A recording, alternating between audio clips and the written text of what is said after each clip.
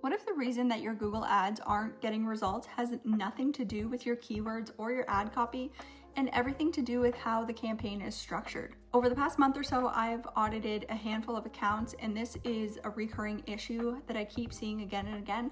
So I thought a video might be helpful to show the exact structure that you want to have when you're creating a search campaign. So I'll break down everything you need to know about building a strong search campaign from the ground up and showing you exactly how to structure your search campaign the right way. Imagine your Google Ads account like a toolbox. If all of your tools are thrown in together, you'll spend forever digging through around trying to find the right one.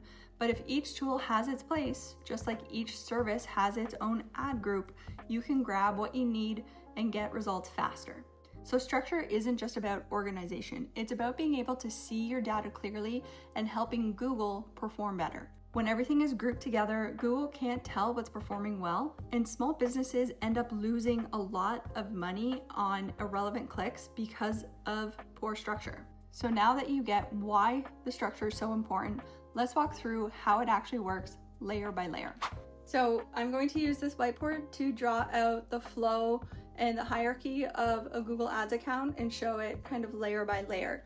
So at the very top, you have your account level, and this is where you set up things like your billing profile and your users and everything like that.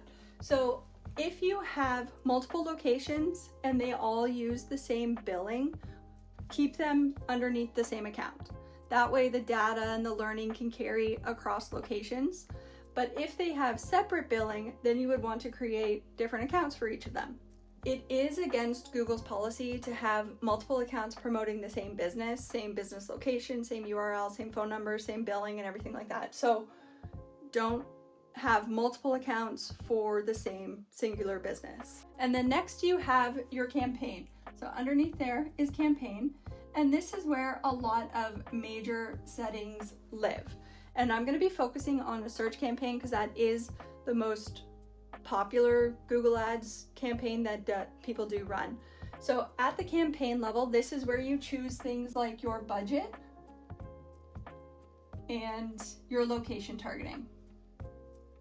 So again, if you have multiple locations, you probably want to set up a different campaign for each of those locations so that you can dial in on the location targeting, especially if you want each of them to have a separate budget, then you can create different campaigns. Similarly, if you have multiple services that you offer and you want a specific budget, then you would want to separate it out into its own campaign. And then next, underneath the campaigns, we have our ad groups.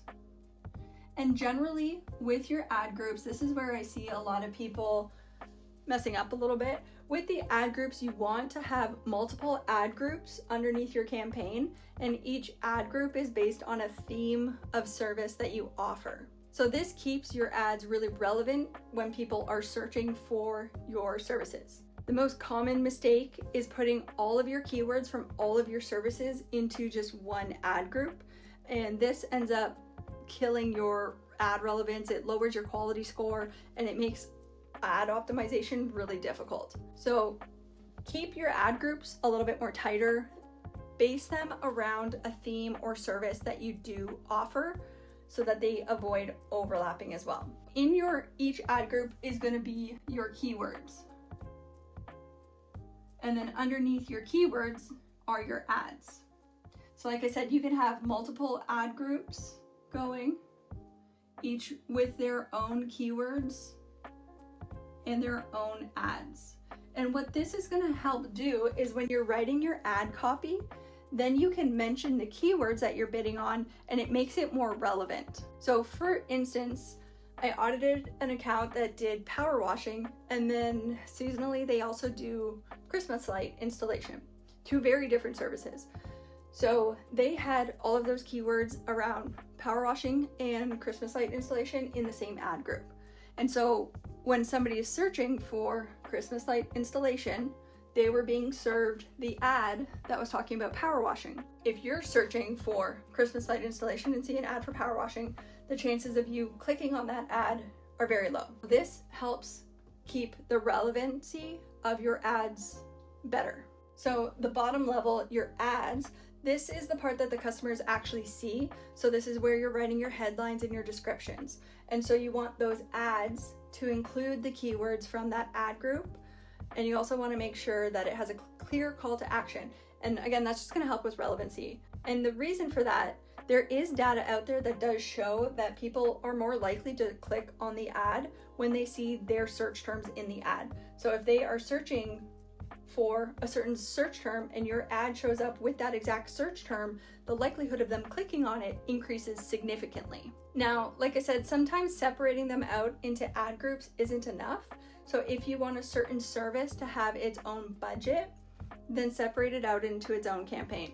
Similarly, if one ad group gets a lot more traffic than the other ad group, they are sharing a budget. So the likelihood of that budget going towards the ad group that gets more search volume is very likely. So if that does happen and you see that the budget is going towards all one group, then you can also separate it out to give the other ad groups a chance to show a little bit more. Let's go through an example of this. And let's say that we are promoting a home contractor business and they focus on kitchen renovations, bathroom renovations, and basement renovations. Those are the three.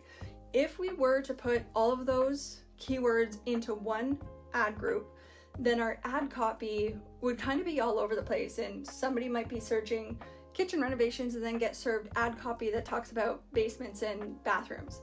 And so it makes the relevancy a lot lower. So what we're gonna do is we're gonna create an ad group for kitchen. We're gonna create a second ad group for basements. And then we're gonna create a third ad group for bathrooms.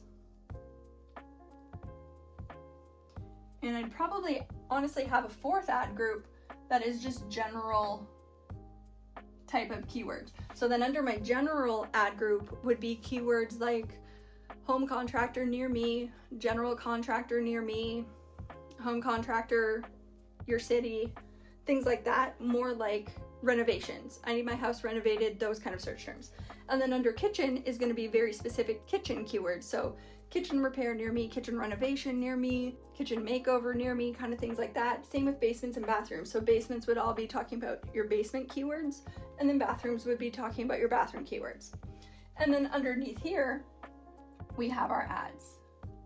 And so each of the ads is going to mention the keywords. So my kitchen ad is going to be talking all about kitchen renovation near me, make over your kitchen, upgrade your kitchen, stuff like that. Same with basements and same with bathrooms. So the basement ads, the ad copy is just going to strictly be talking about basement keywords. Basement renovations near me, waterproof your basement, things like that. Same with bathrooms. So let's say now that we launch this campaign and we find that after about a month or so, this general ad group is eating up like 90% of the budget. So these three aren't really getting a chance to show. So 90% of the traffic is going to the general. So at that point, what I would probably do is create a second campaign that would just house our general keywords. And then what that is going to do is I can put, let's say, $1,000 a month to my general, and then I have a separate campaign that I can put another $1,000 per month or whatever budget you want that will then let the kitchen, basement, and bathroom ad groups run. So that is the general structure of a Google Ads account and how you would structure it. The biggest takeaway is you want to separate things out by themes, and that is the biggest thing that I see with a lot of the accounts that I do audit, is that they just lump all the keywords into one ad group, but you definitely want to make sure that you're separating things out by theme. So now you've got a clear picture of how everything fits together, but structure isn't set it and forget it. So let's talk about keeping it all optimized.